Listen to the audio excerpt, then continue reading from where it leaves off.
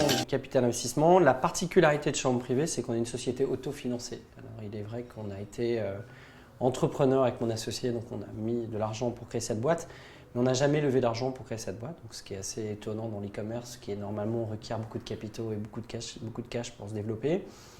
On a cependant vendu 30% de notre capital à Accel Partners, le fonds de Facebook, en 2010, donc c'était pour 37 millions d'euros.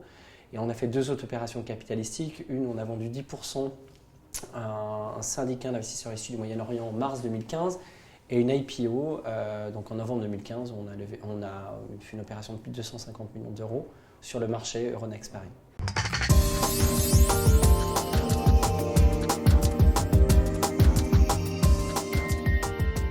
Je dirais que le monde du private equity nous a permis déjà de se faire un nom, en fait, d'avoir une crédibilité. On était dans un métier en 2010 quand Accel est rentré, où il y avait une soixantaine d'acteurs.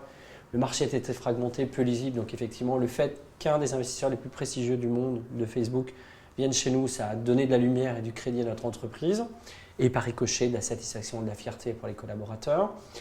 Ça nous a permis aussi de mettre la société dans une organisation un peu plus cadrée, j'ai envie de dire, organisée pour scaler, pour se développer, notamment à l'international. Donc ça, c'était aussi l'aide d'Accel.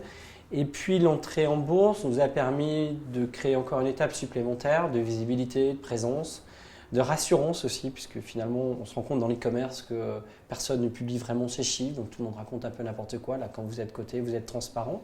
Et cette transparence apporte du confort à vos partenaires, aussi à vos salariés. Donc c'est quelque chose de très positif et de très vertueux.